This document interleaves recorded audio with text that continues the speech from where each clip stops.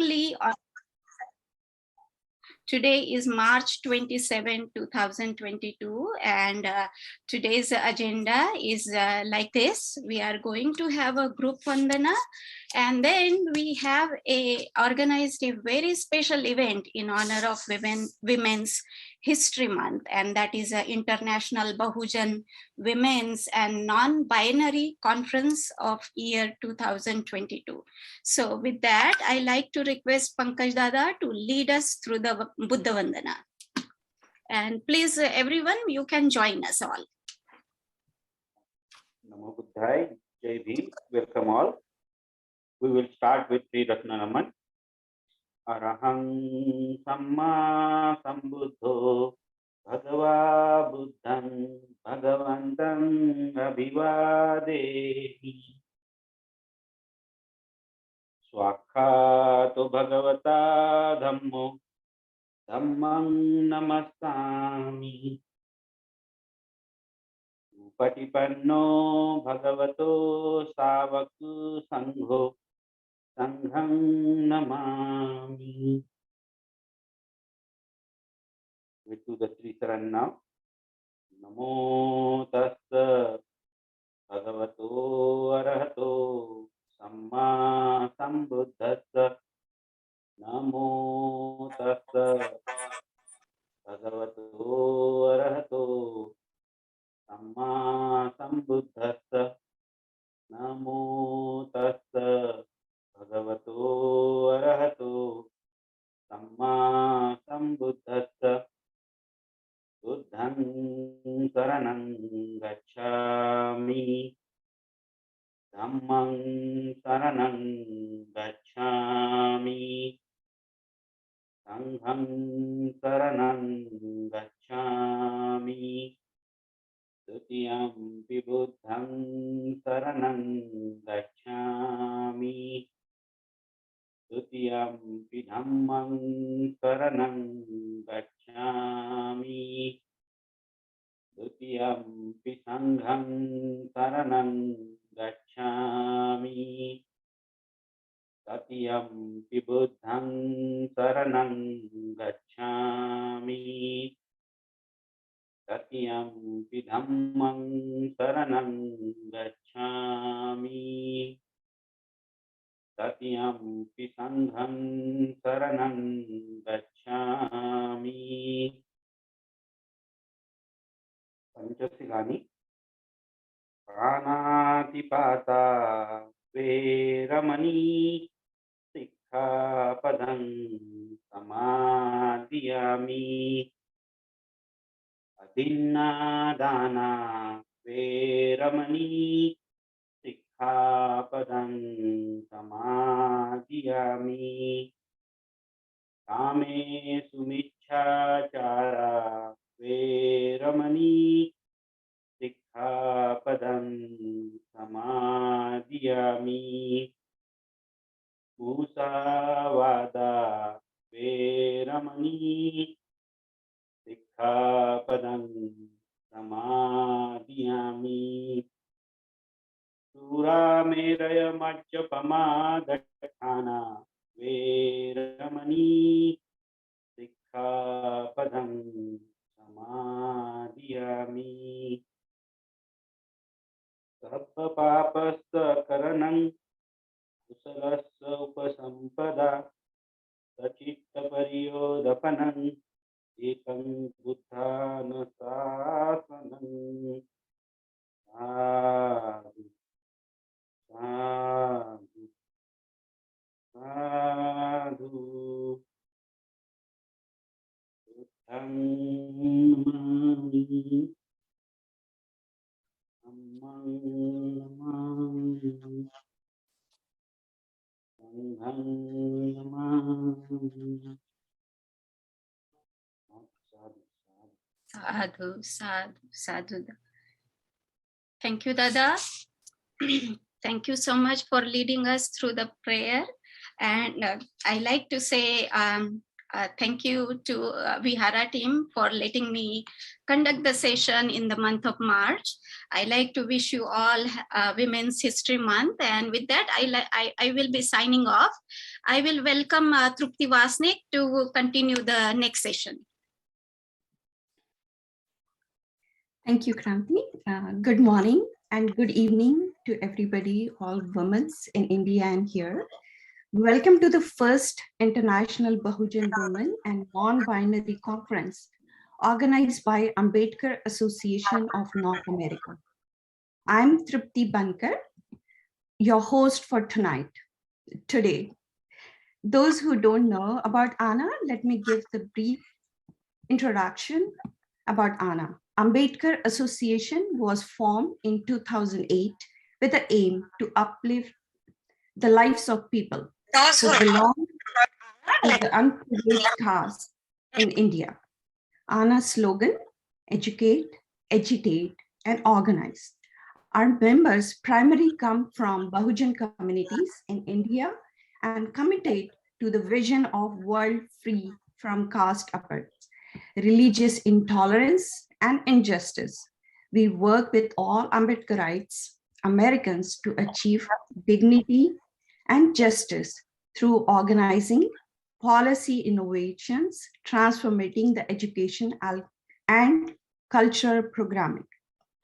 Our guiding lines, our inspiration, Dr. B.R. Ambedkar, Gautam Buddha, Jyotiba Phule, Savitribai Phule. Our mission with a vision, our line of work, we educate, we help, we build. We work within the United States and Canada to build our members, leadership, resilience, and local power in many communities. We are part of in North America. We do many events, training programs, Vihara series that reaches thousands of families in the United States and around the world. Our members and are look for change. We work on both secular and faith-based initiatives and have a core commitment to the social engaged possibilities of Ambedkarite Buddhism all around the world. To know more about ANA, please visit www.anausa.org. ANA has a strong presence on Facebook. ANA is hosting weekly Vihara session for more than 13 years. Today's agenda, we have 4 panel discussions on journalism, activism, education, and politics. The aims and objective of today's conference. The goal of this conference is to hear these Bahujan and non-binary voices as if they are coming straight from the horse mouth. Their individual experience and cognitive processes in relation to the area expertise would add eliminating the necessary part to take for planning and working towards the collective aim of uplifting the downtrodden. To understand what are the challenges of Dalit women, to see what they are facing at the grassroots level. Our organization, ANA, can help in future thoughts, the domain of finance, contact, and if needed, future assistance. To build connection, resources, discussing the problem, at the same time, coming with a solution. The current goal is this solidarity of all the Bahujan women, creating a platform for collaboration, share the information, and talk about the issues and finding the solution at the same time. Let me give the quick general rules. Please remain muted. We can have the Q&A at the end of each conference. Audience can ask the question by raising the hand icon or typing the question in the chat window. It's my honor to welcome all the members, panelists, audience around the world. Let me start with the first panel on journalism. Please welcome our next generation leader, Priyanka Sandhyal. Priyanka is currently pursuing the PhD from Canada. Priyanka, are you here? Can you hear me? Yes, I can hear you. Thank you, Trupti.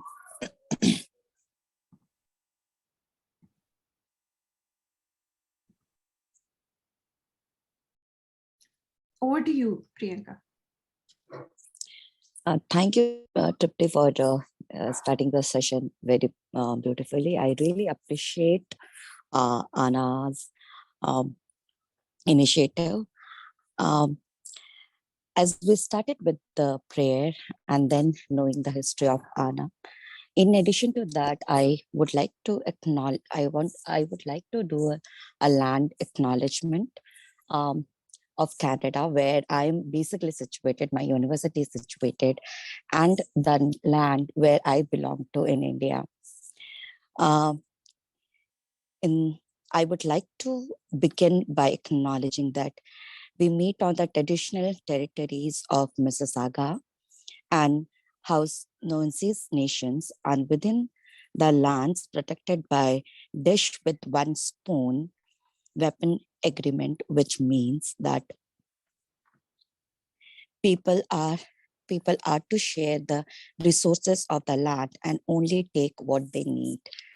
And in India, I'm right now in a very important intersection region, which is intersection of Uttar Pradesh, Madhya Pradesh, and Chhattisgarh. Historically, it is part of Gondwana nation. So I'm very blessed that I'm sitting here and um, I'm in a space of Ambedkarite uh, uh, uh, uh, platform. Now I would like uh, to introduce our panel, our speaker, fourth speaker, Monica, Bhumika, Divya, and Mayura. I want them to briefly introduce them to our audience, and then I have few questions to ask them, and then we'll proceed for question and answer, and we'll open the platform for our audience. So can I request Monica to give her brief introduction?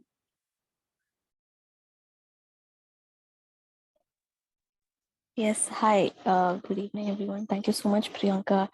It's really a great honor to be a part of this discussion, and I'm also the first speaker. And I'm really very young, and to be among women who are like Bhumika and Divya, Mayura, it's really a privilege to be among you all and to speak with you. My name is Alitya Maunika.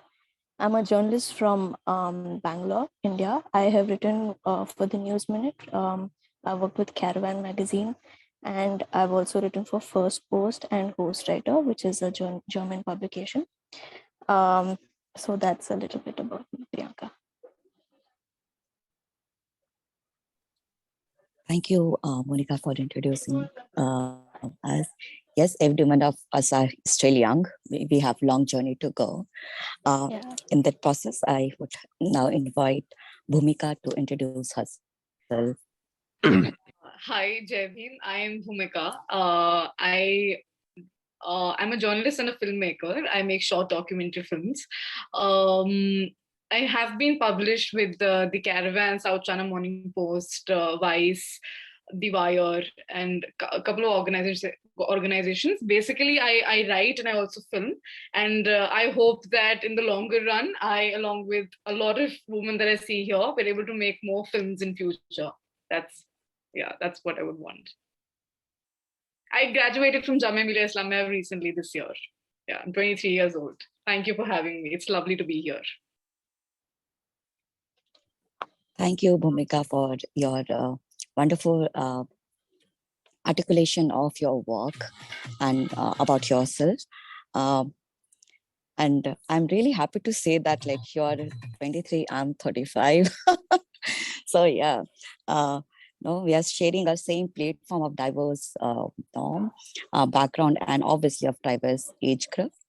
And now I would like to invite Divya to introduce herself to the to the audience. Jayden, thank you so much for having me here. It's such a privilege to be here and listen to everyone. So I'm Divya Kandachuri. I'm based out of Hyderabad right now, and I'm a freelance journalist and video producer. Um, I've published at couple of spaces, but apart from that, I right now majorly I'm focusing on working with mental health and Ambedkarite politics together. So I'm part of this organization called the Blue Dawn, which I founded along with my friends. So we work in the intersections of caste and mental health and social justice for and by Bahujan people. Um, Apart from that, I also write more on cinema. So I'm the cinema person of this group, maybe. So looking forward to hearing you all and giving whatever I can in a way to contribute to the conversation. Thank you. Also, I'm out, so there might be some background noise. Mostly, I'll keep myself video off. Hope that's okay.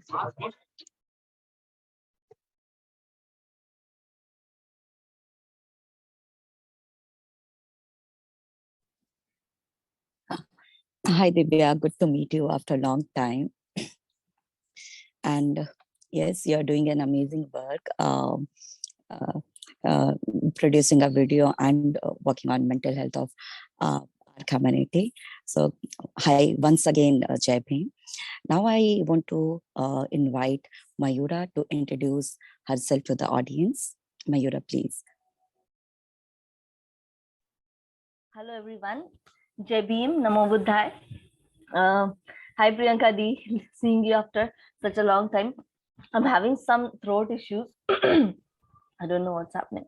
Yeah, it's a wonderful feeling to be here and be a part of this panel where I've seen I've seen Bhumika with a TV panel. Alithia and me are on Facebook friend list together. Divya and me have been batchmates. So it's actually wonderful that we, for the first time, are coming together on a panel here. It's a wonderful feeling. My name is Mayura Savi. Savi stands for Savitri Chi Lake. So yeah, I'm a non-binary person, and I consider myself to be Savitribai Phule's daughter, who would strive hard to take the legacy ahead. I started my media journey with radio in 2011, then worked with Ambedkarite TV, Awaz India TV, as anchor first, and then worked as associate editor. Then I was like, I never tried very hard to work with the mainstream media channels because a lot of compromises that I'm not ready to do with the ideology and all. So yeah, I have some published work at very few digital platforms. I've been teaching media, gender, culture in college as visiting faculty, and now working with the media literacy movement, because how our community will come more into media and how do we understand media. I think we must work in that, like educating people about media. So that's my current position with taking media ahead, and I'm not working as a journalist full timer, but I write sometimes as independent journalist. Thank you so much. Thank you, Mayura. Actually, you have triggered towards, you were speaking towards the question which I wanted to ask all of you. My question is how journalism and media can be part of social justice and emancipation for our Bahujan community. What you feel about it, please, Mayura, you throw your views on it.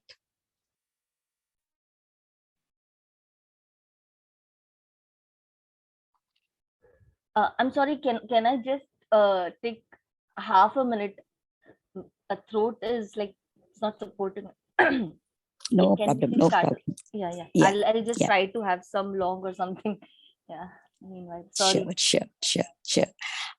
So can I address this question to Bhumika, that how journalism and media can be path of social justice and emancipation for our Bahujan community. Sure, Priyanka. Okay, so looking at it from the point of view that stories is what have largely shaped us in a lot of ways. Everything that we have been told, have read, is our stories. Even good or bad, about oppression or not, everything has been packaged into a story, and that is how everything that we know has been shaped by films, by stories that we've been told, by articles. I think that it is time that we look at our own stories ourselves with sensitivities. It's been for example, I'm sure other panelists will agree with me that there have been articles about a lot of topic, but the gaze is very different. For example, if it's a man who's writing about women issues, I'm not saying that it won't be right. It would be a great effort if a man is writing about women's issues, but I think that women are able to tell their own stories in slightly more nuanced way because they know the details. Similarly, I think with Bahujan women, or yeah, people from the community can tell stories in a much more nuanced way, and the nuance has been missing out for quite some time. So I think that is why it is super important that we not even that, I mean so many things go unreported because there are no reporters, or there are no reporters in the region, or their women can't tell their own stories in that region. So I think for example, it is a weapon, to be able to tell your story, to be able to know how to write, to be able to know how to film is a weapon. And I think it should, we should be able to bring out more women from the community to be able to tell their own stories. Otherwise, there are things that will just go unnoticed, because unnoticed in a lot of part of the country. So that is why I think it is important, and all of these things also result into change, because when you write a story, you also give solutions. You also sometimes solutions are a part of the story. A lot of solution oriented stories are coming up.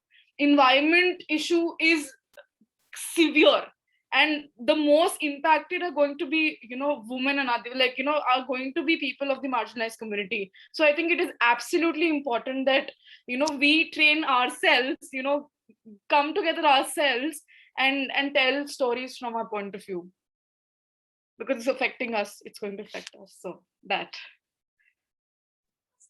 Thank you, Bhumika. Yes, stories is very important, and telling stories from our case, from our location, social location, and who is getting impacted by it is going from them is very important. I think it's a really wonderful start. Now I want to welcome Monica to share her views on this question.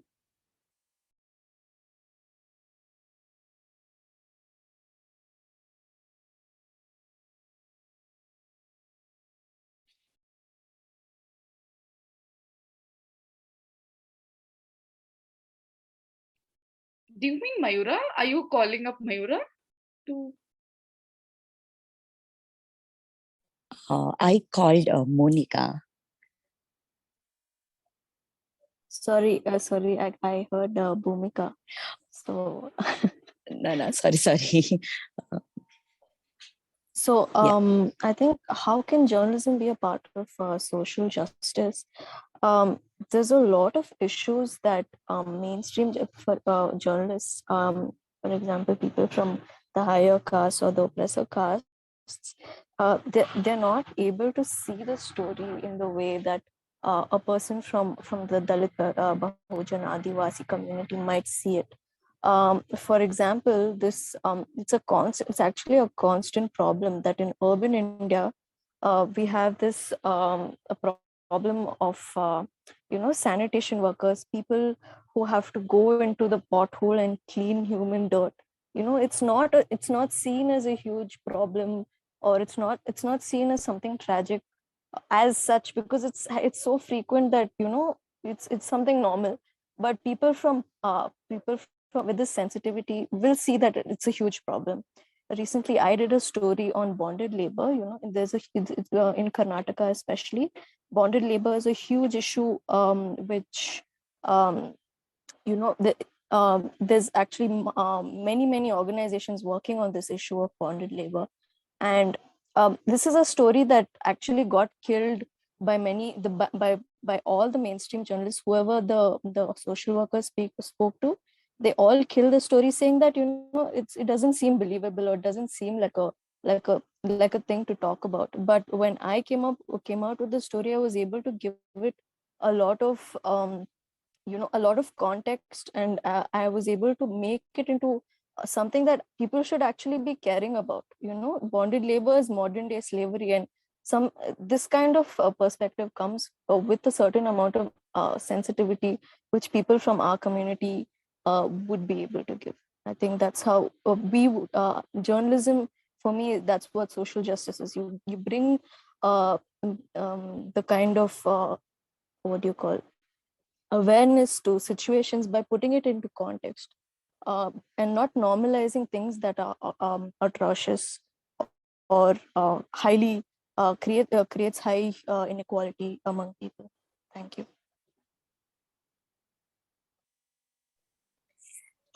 Truly, indeed, no, bringing out the perspective from the margins, and then bringing out the context and creating an awareness and sensitivity around it is like really important.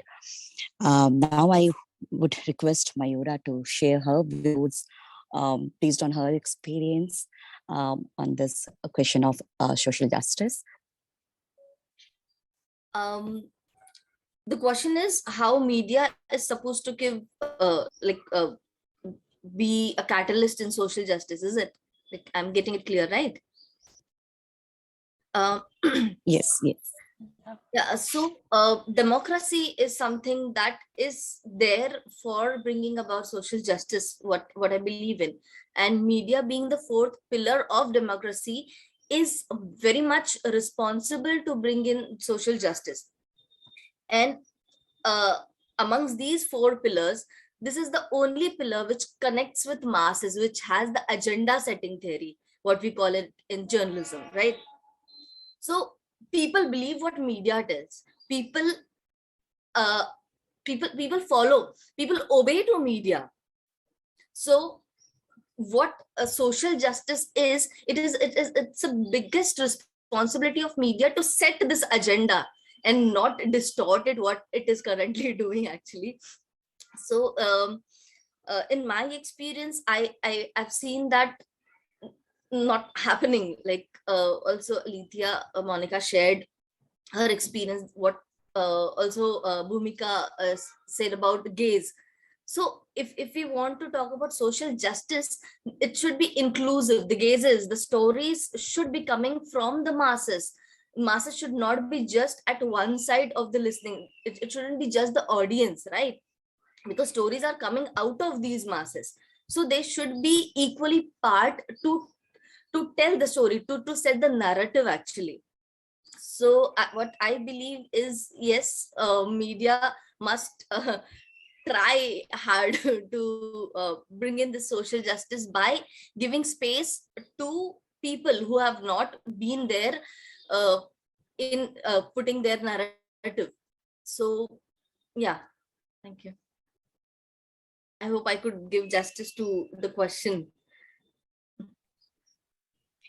Yes, you had done that. Adding to it, like, no, I really want to hear the views of Divya, because she's also working on mental health sector along with caste, gender, women. So Divya, please, can you share your views on social justice and emancipation? Thank you so much for the question. I would like to add to whatever other speakers spoke so far.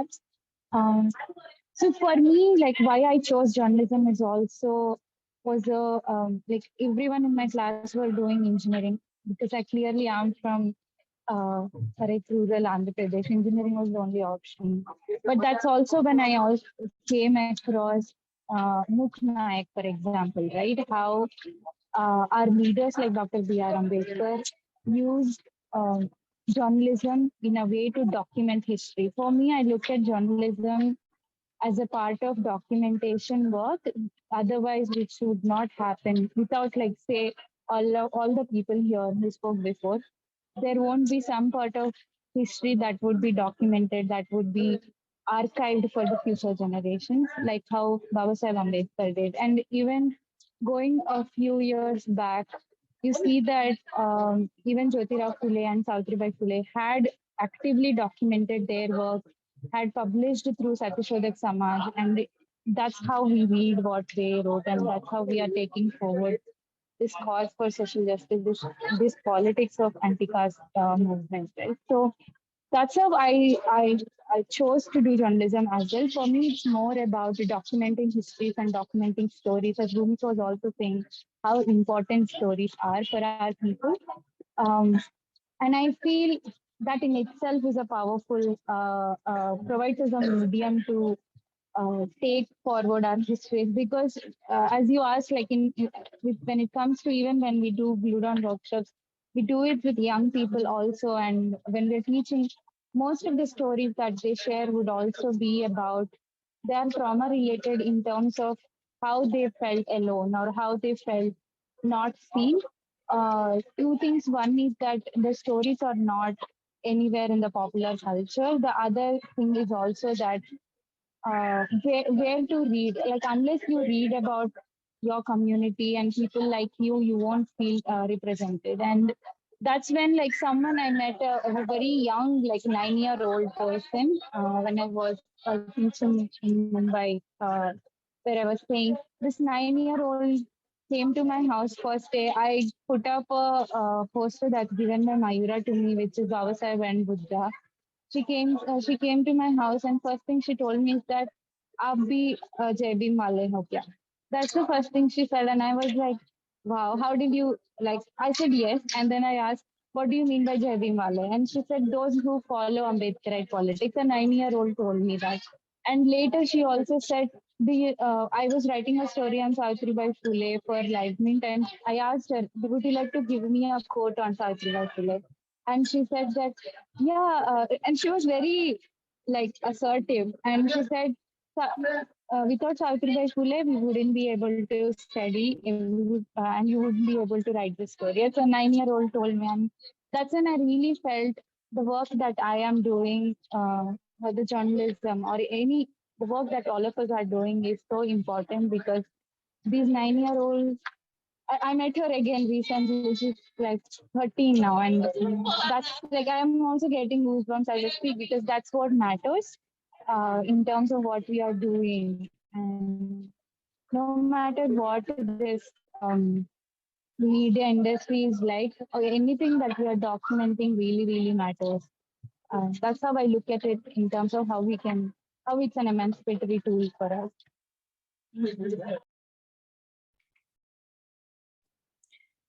Thank you, Divya. I think you have done my job of collecting ideas, summarizing and collecting ideas from all the other three speakers, and beautifully arranging it in a historical way, and bringing out like how Phule couples from their time they were documenting, and we in a 21st century 2022 we are also doing the same work, and from where we are bringing out our inspiration. And in fact, people like kids who are in their who are 9-year-old, they are also, when they come up to us and when they ask us these innocent questions, I would say innocent and as well as a critical question, that triggers us to work hard more, to bring out that passion and to connect with our social justice and emancipatory movement. Now, going ahead, I would also would like to know your views on being a Bahujan woman or non-binary person. How we are creating that equal space and inclusive space first in our life, second in our family, then in our larger community with all the genders, and then contributing towards our movement. And what kind of challenges basically we face when we do these things and how we overcome. So first of all, to listen the views, I would ask Elita Monica to share her views on it. Sorry, I just missed you for a second because my internet is a little lagging. Can you just repeat yourself? I'm really sorry. No problem. My question is that being a Bahujan woman and a non-binary person, when we are creating a inclusive and equal space, so when we are working towards that, what kind of challenges we face and how we overcome those challenges? And again, being a woman and non-binary person, we have to focus on our life, family, community, as well as we are working towards the movement. So how we balance those things and then challenges, then overcoming, and then again committing to it. Okay, I think I understand.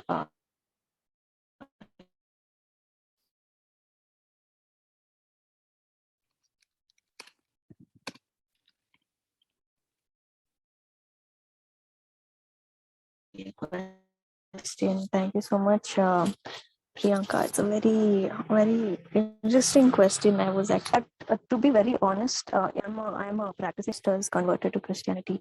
I think 4 generations ago, we have moved to Christianity. And I find that in my spiritual practice, I've been able to, overcome all the challenges that come with, there's a lot of pressure and to be honest, I used to have a lot of pressure from all sides of whether it's work, whether it's family, whether it's studies. It's very, very difficult. It's a very difficult space to work when you are in an extremely marginalized woman. So, to be honest, this is one way. Another way is that I do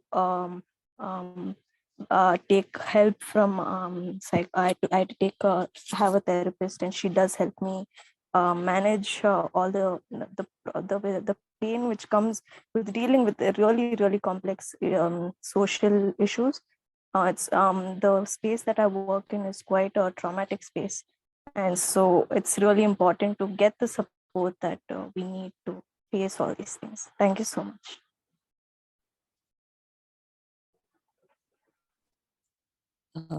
Thank you, Monica, for sharing your personal journey and telling about like how complex social issues are and how traumatizing we personally become when we also engage with it in 2 ways, when we experience it, and in another way when we again analyze it or we raise voice against those injustice. Now I would ask Bhumika to share her views on it. First of all, if this was a physical conference, I would have given Alethea a hug. That's one. So giving you a virtual hug, Alethea, here for you. Thank you so much. Yeah. And I think a lot of our experiences are similar in a lot of ways.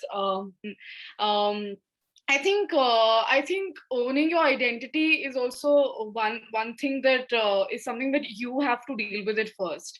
That's how it happened for me. For example, when you go to university, for example, my mother gave me my mother gave me the last name Saraswati. She added the last name Saraswati so that so that I don't have to face the caste atrocities that she faced in most part of her life. So as a Dalit woman, it's always been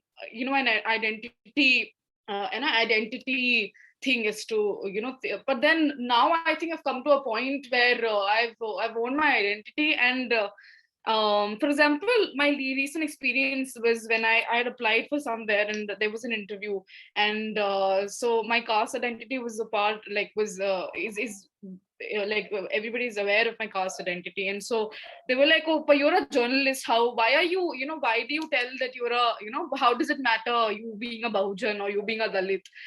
And like, it matters because I don't want to pass on as just another as somebody who I'm not. I don't want to pass on as an upper caste individual, because if I pass on as that, I will report like that. I will have to unsee a lot of things. I will have, so it's better that so for me, owning up to my identity came first, which means my even my female identity and my caste identity was one. And then you were able to openly look at your stories. For example, even Alethea was talking about her bonded labor story. I've worked on similar bonded labor story where I happened to see 92 women, men and children, 92 bonded laborers, and they were trafficked from Chhattisgarh to Kashmir. So it was a very traumatizing, very sad story in a lot of ways. But I realized, I went back home, and so I was the only person present to witness this. So as Divya was just saying that, it's also documenting history in some ways, also documenting the reality or parts of it in some ways. I realized that there's no other, this was when I was 21, I realized there's no other journalist present here. So if I don't write it, it's never getting written. Nobody is ever going to write about these 92. Nobody will ever know this happened, because there's no journalist present here. And then when I went back, I realized that a lot of similar modern day, like modern day slavery stories were written with no mention of caste, with absolutely no mention of caste. It was something that made me angry, because all of these 92 people I met were all Dalits and Adivasis, each one of them, and their caste identities, their identities had to play a role in them being enslaved. So erasing that part out of the stories, I even read reports in the Hindu, there was no mention of the fact that who these people are, why are they here, why is this person being trafficked for the third time again. So these are details you miss out when you don't see things holistically, when you don't place caste, class, gender rightly into picture. So I think that is where our roles become important, because we know that there is a historical, we know there are different reasons for why it is happening. It is not just lack of money.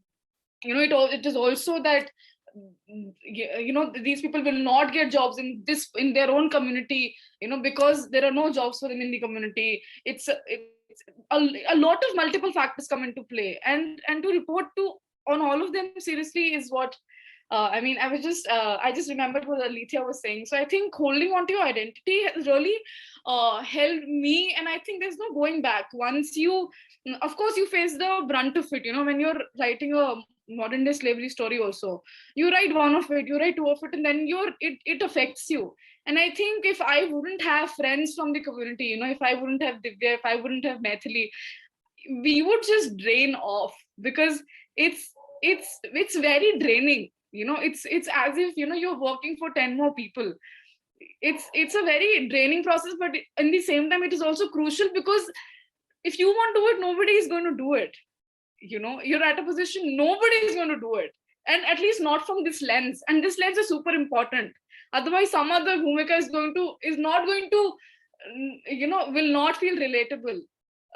So that's how our job is Bahujan woman, or our identities become important.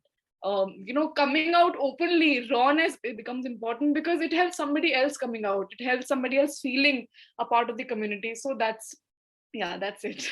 Sorry if I was too long. Sorry. Your sharing is important, length is not.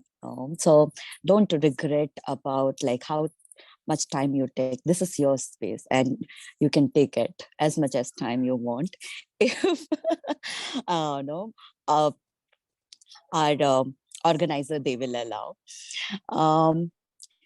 I would say like this is like triggering for me also. I'm getting a goosebump when I'm listening to you guys owning to our identity, and then um, uh, writing about majority, when majority is itself left out from the story of minority, and the whole things are making upside down. In that sense, I would now invite Mayura to share her views on this question. Much love to all of you. I have been a bit privileged in this concern. I come from Nagpur. I'm born in a slum which has a rich culture of Ambedkarite movement. I come from Indora. So like we have seen like for assertion, very, very strong assertion. And within my family, I have seen the debates. My father was following Hinduism, and my mother came from the Ambedkarite, assertive Ambedkarite Buddhist family. So I like every year on Diwali's, we saw fights. कि दिया नहीं जलाओगी तो घर जला दूंगा. But my mother stood very strong. She was like, I do not want to take this superstitious, and which is not our, like, we are not getting dignity in this space where people are called Dalit, or people are called, because we know where in the Hindu system or Varna system, the Dalits, what we call Dalits, is where do they stand. So coming out not as a Dalit, but coming out of Dalitism was very important. What I saw during my life journey till now. So and I was for a very long period, I was into dilemma about my gender identity. I could never find what exactly where exactly I stood. Like I was in a all girls school, and my classmates, everyone had got their periods in class 7, 8, and I did not till 10th. So at a moment I was like, oh, I'm not amongst you, or I'm something different.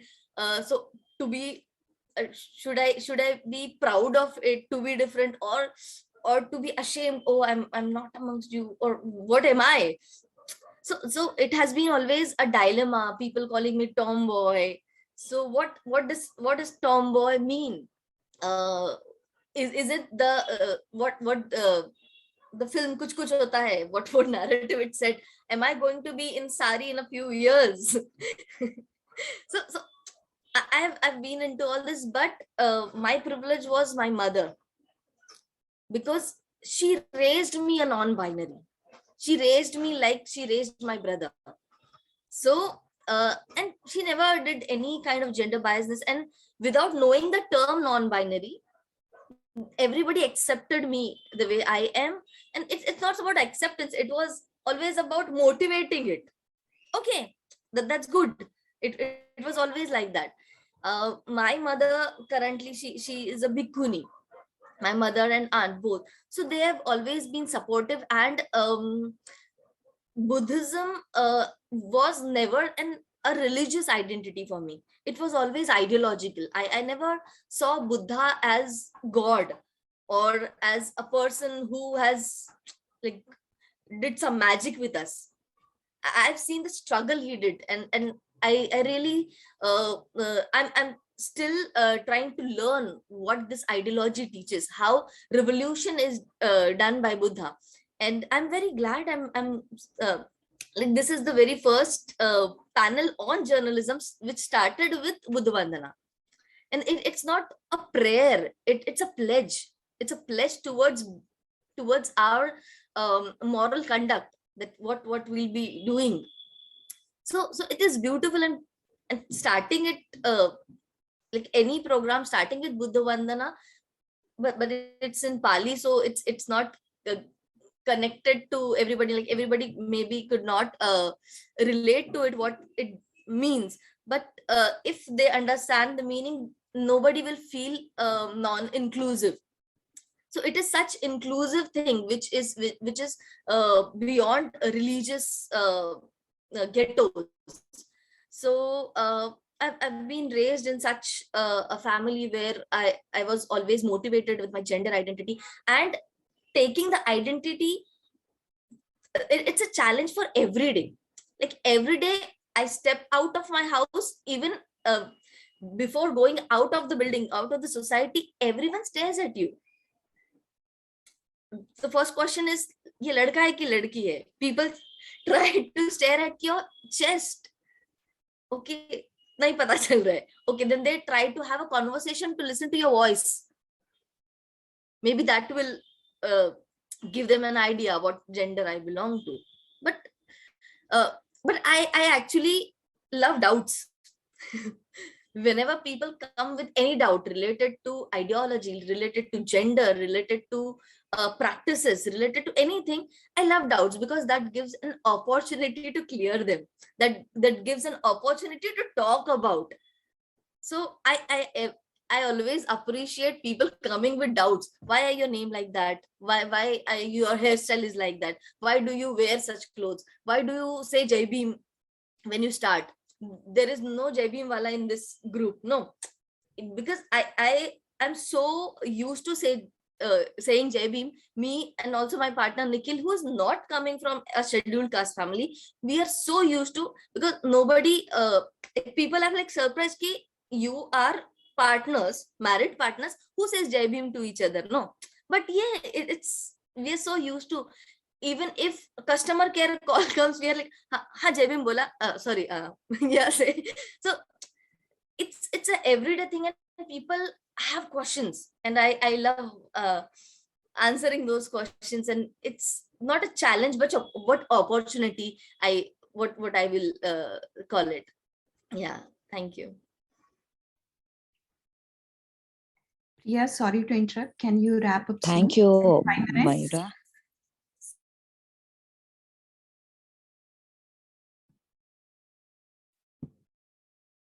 Priyanka, sorry to interrupt. Can you wrap it up in 5 more minutes? Thank you. Sorry to interrupt.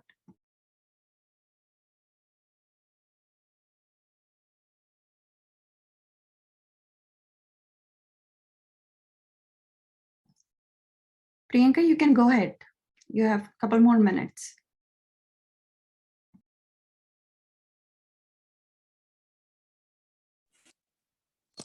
Trupti looks like her connection might be on a weaker side. Yeah, I think if she's talking, she's on mute. Priyanka, are you there? Yeah. Yeah. Go ahead. Yeah. Yes, I'm there. Yeah. I'm saying that, yes, without taking much time, I want to invite Divya, and I acknowledge the sharing of Mayura. Thank you. Thank you, Mayura, for sharing that. So I would like to actually speak more about my experience as a journalist and how my identity mattered in the newsroom. So I'm sharing, I can't screen share, but there is this report you can Google and you can download it by Oxfam India News Laundry, which is about the marginalized caste representation in the English news media. So one of the key highlights of this report is that, I'll just read it out. It says, out of the 121 newsroom leadership positions, 106 are occupied by journalists from the upper caste and none by those belong to scheduled caste and scheduled tribe. 3 out of every 4 anchors of flagship debates are upper caste, not one is Dalit, Adivasi or OBC. And only 10.7% people, I mean, they don't know what caste they are, but 89.3% journalists and in the leadership positions of English newsrooms are people coming from upper caste communities, which is, if you look into what Kanshiram also says, it's like the 15% of the population takes up this much space, and especially, thank you, Bhumika, for sharing that, especially in newsrooms. And when I was first working at HP Media, I was literally the only person who is from the community and is trying to pitch stories. In the editorial meetings, you can see that everyone is looking at me differently or like approaching you for so-called corrections on cars. Like that, these are the journalists who studied at Columbia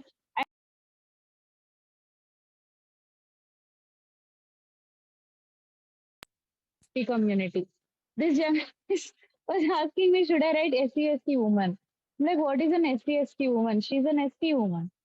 So this is the ignorance level that journalists come from, and to be in these newsrooms as people coming from community in itself, I look at it as a protest because we were not allowed to be there. We were not allowed to write and report and read.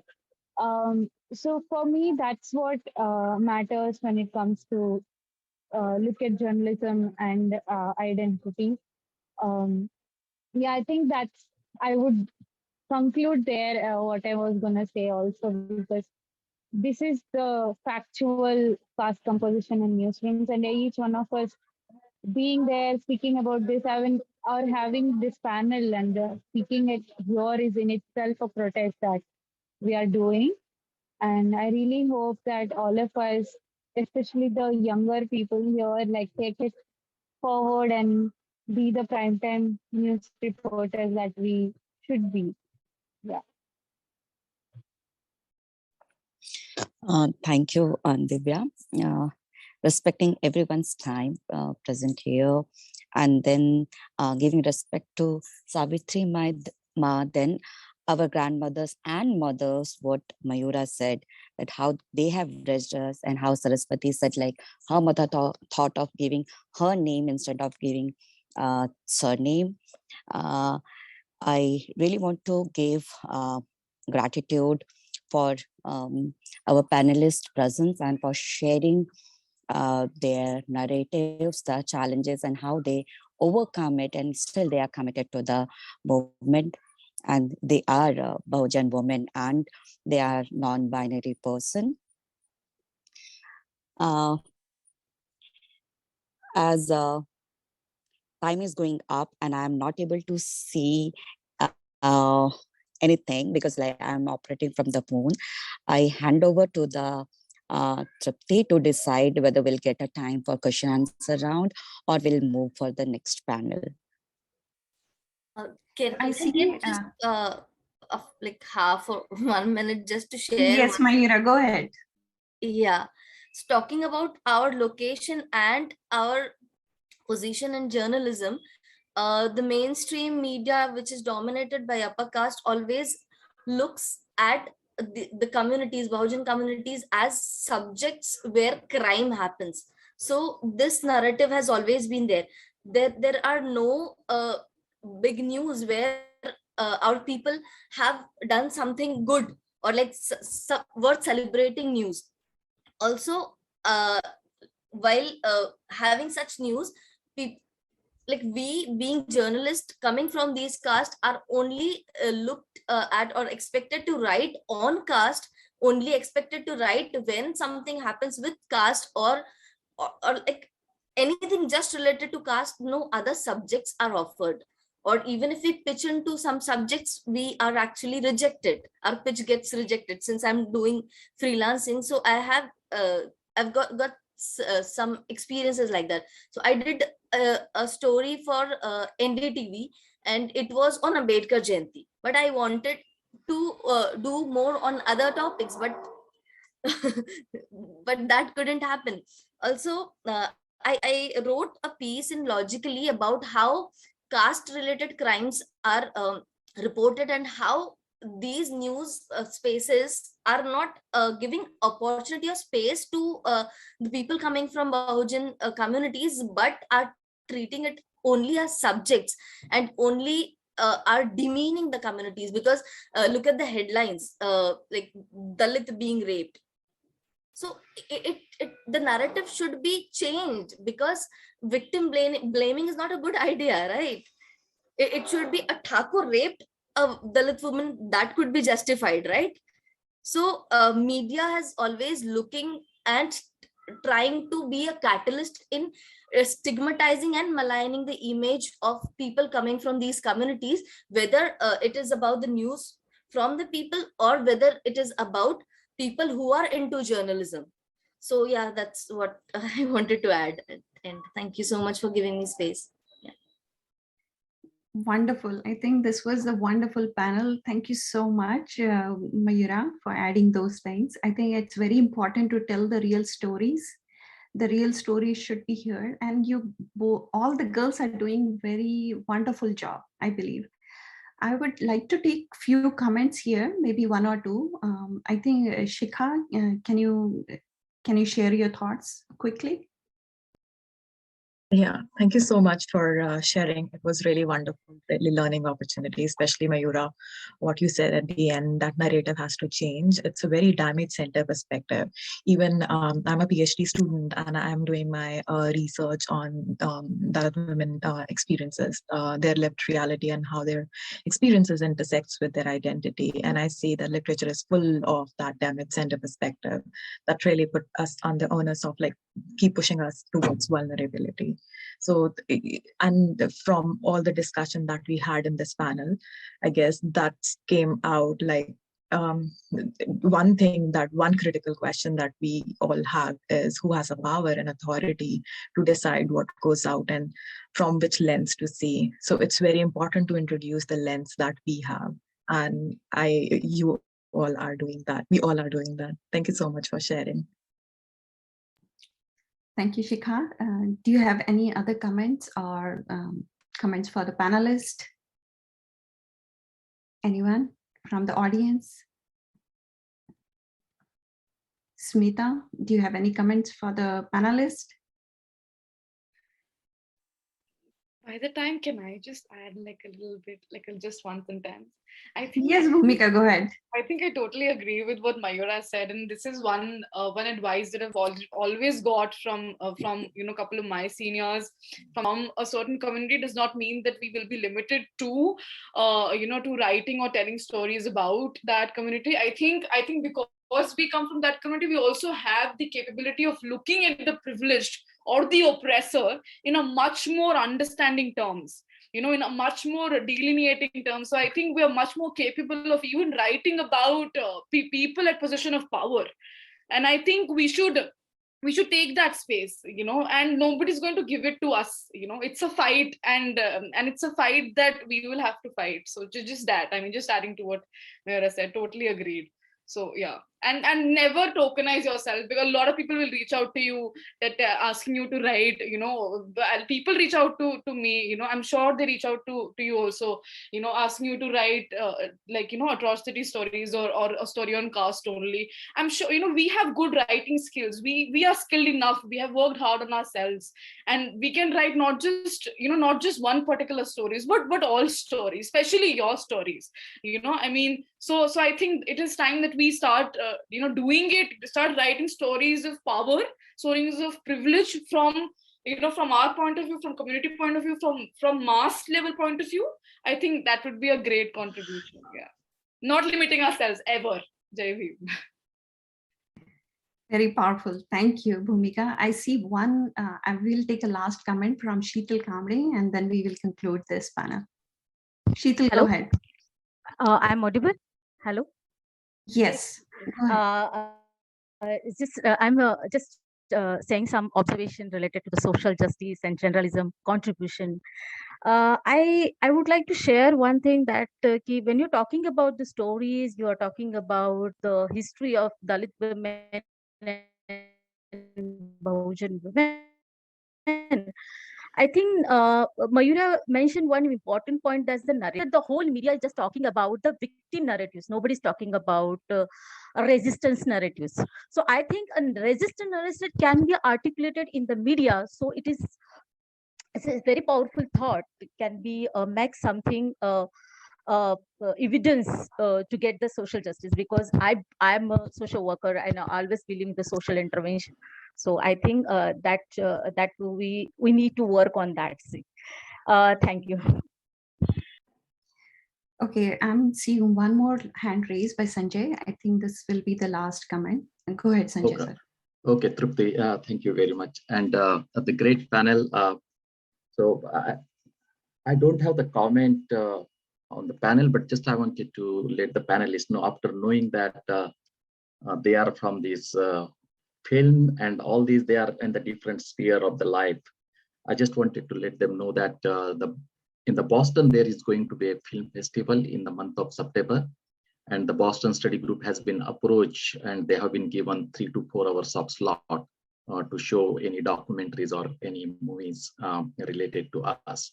So since I saw so many personalities in this panel from that sphere, I thought that it is a good idea to just spell out whether they are interested, and if they are interested, they can just contact us and we will try to show their documentaries. If there is any discussion we can arrange during that film festival, we will try to do that. Thank you. Thank you, Sanjay sir. Looks like a wonderful opportunities for this young women. I think this was a very powerful discussion. I would like to thank you on behalf of Ambedkar Association of North America. Thank you so much. And, wish you all the best on your journey. All the girls are so wonderful. Thank you again. Okay, so I think Jai Bhim. Thank you. Jai Bhim, Jai Savitri. Yeah. Thank you so much. So I think